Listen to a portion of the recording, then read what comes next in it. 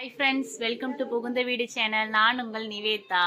இன்றைக்கி என்ன டாபிக் பார்க்க போகிறோம் அப்படின்னு பார்த்தீங்கன்னா, பேசிக்காக நம்ம சில விஷயங்களை அவாய்ட் பண்ணால் சீக்கிரம் ப்ரெக்னென்சி ஆகலாம் அப்படின்ற டாபிக் தான். அதுக்கு முன்னாடி நம்ம சேனலை சப்ஸ்கிரைப் பண்ணாதவங்க சப்ஸ்கிரைப் பண்ணிக்கோங்க. என் ஃபோன் நம்பர் நான் ஸ்க்ரீனில் தரேன். உங்களுக்கு விருப்பம் இருந்தால் வாட்ஸ்அப்பில் மெசேஜ் பண்ணுங்கள், இல்லைன்னா இக்னோர் பண்ணிக்கோங்க. அப்புறம் நம்ம சேனலில் கம்யூனிட்டி போஸ்ட் அப்படின்ற விஷயம் ஷேர் பண்ணிகிட்ருக்கோம். கம்யூனிட்டி போஸ்ட் அப்படின்னா அதாவது நம்ம சேனலில் நானும் நம்ம சப்ஸ்கிரைபரும் பேசின வாட்ஸ்அப் சேட்ஸோட ஸ்க்ரீன்ஷாட் ஷேர் பண்ணிகிட்ருக்கேன். அதை பார்க்குறப்போ உங்களுக்கே ரொம்ப மோட்டிவேஷ்னலாக இருக்கும். ஸோ எதனால் இவ்வளோ மோட்டிவேஷ்னலாக நம்ம பண்ணிகிட்ருக்கோன்னு பார்த்தீங்கன்னா, நம்ம எது நினைக்கிறோமோ அதுதான் நடக்கும். ஸோ அதனால் நம்ம பாசிட்டிவாக திங்க் பண்ணுவோம், பாசிட்டிவாக நடக்கும். ஸோ கிட்டும் பாசிட்டிவ் வரணும்னு சொல்லி நம்ம வேண்டிப்போம், கண்டிப்பாக பாசிட்டிவ் வரும். ஓகே, வாங்க வீடியோக்குள்ளே போகலாம்.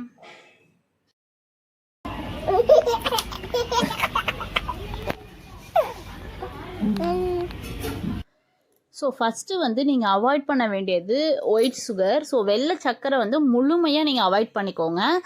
ஒரு சில பேர் அவாய்ட் பண்ண ஸ்டார்ட் பண்ணியிருப்பீங்க.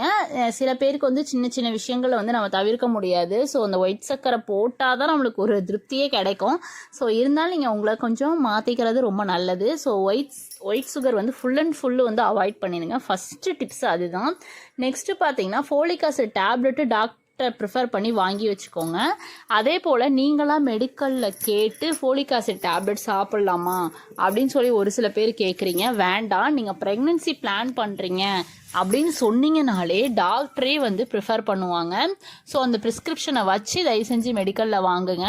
ஃபோலிக் ஆசிட் டேப்லெட் நீங்கள் ரெகுலராக ஒரு 3 month to 6 month எடுத்துக்கிட்டிங்கன்னா கண்டிப்பாக கன்ஃபார்ம் ஆகிடும். இதுதான் செகண்ட் டிப்ஸு.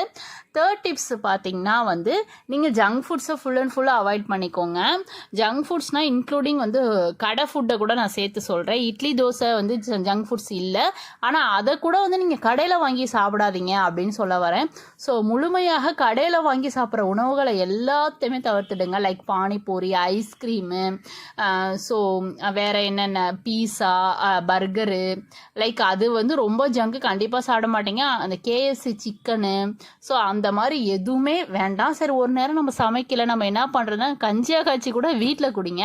ஸோ வீட்டில் அந்த ஒரு இட்லி வாங்கலாம், 2 இட்லி வாங்கி சாப்பிட்லான்னு சொல்லிட்டு கடையில் உள்ள இட்லியை முழுமையாக அவாய்ட் பண்ணிக்கோங்க.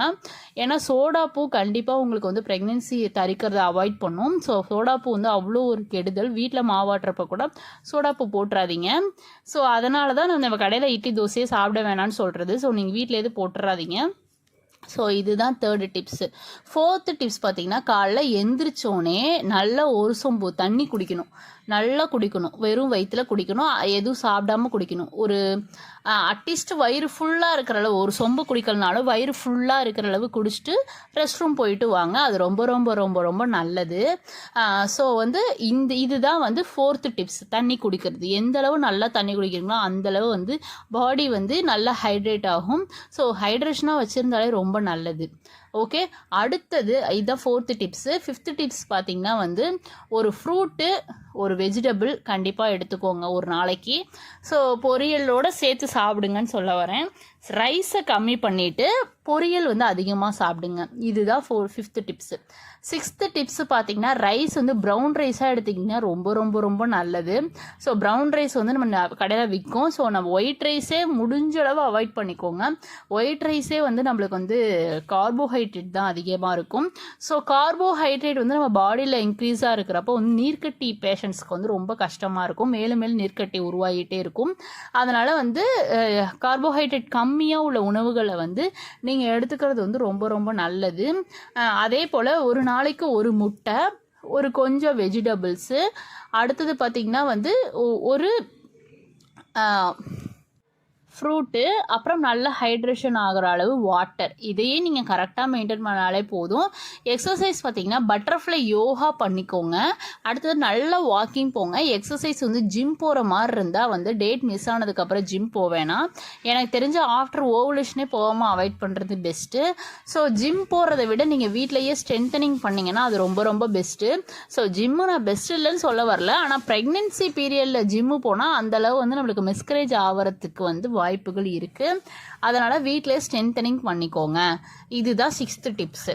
ஸோ இந்த 6 டிப்ஸை கரெக்டாக ஃபாலோ பண்ணி அது இல்லாமல் வந்து நம்ம வெறும் வயிற்றில் வெந்தய வாட்ரு சாப்பிட்டதுக்கு அப்புறமேலு கிராம்பு தண்ணி ரெட் பனானா வந்து ஃபேமிலியில் இருக்கிறதுக்கும் ஒரு 15 மினிட்ஸ் முன்னாடி எடுத்துக்கிட்டு ஃபேமிலியில் இருக்கீங்க.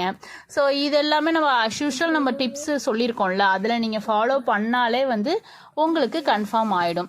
இந்த வீடியோ பார்த்துட்டு இருக்கவங்க எல்லாருக்குமே பேபி கன்ஃபார்ம் ஆகணும்னு சொல்லி நான் சாமிகிட்ட வேண்டிக்கிறேன். Bye friends.